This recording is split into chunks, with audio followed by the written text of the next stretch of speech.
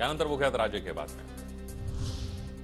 मोदींकडून सोलापुरातील रे नगरमधील कामगारांसाठीच्या पहिल्या टप्प्यातील 15,024 घरांचं वाटप। असंघटित कामगारांच्या आशिया खंडातील सर्वात मोठी कामगार वसाहत।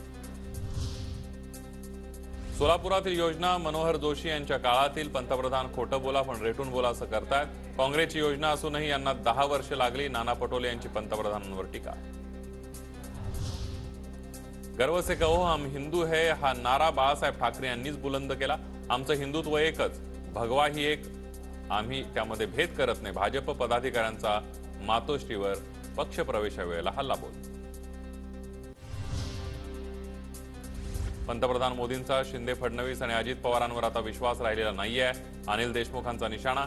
महायुतीतील प्रमुखांच्या भरवशावर मतं पडणार नाही ते मोदींना समजलं अशी टीका। मोदी महाराष्ट्रात आले की माझ्यावर टीका करतात। पूर्वी विरोधकांना संताजी धनाजी दिसायचे, तसंच मोदींचं झालंय। टीका करा पण आम्ही कामं करत राहणार। शरद पवारांच्या टीकेला प्रत्युत्तर। पंतप्रधान मोदींसमोरच भाषणादरम्यान नरसय्य आडम यांच्याकडून उद्धव ठाकरेंचा उपमुख्यमंत्री असा उल्लेख।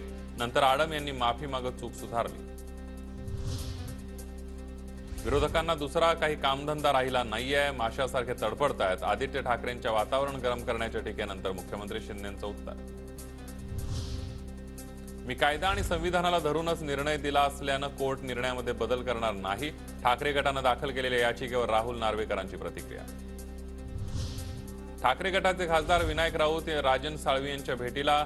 एसीबीनं गुन्हा दाखल केल्यानंतर पहिल्यांदाच दोघांमध्ये भेट। राजन साळवींच्या निवासस्थानी भेटीसाठी दाखल झाले।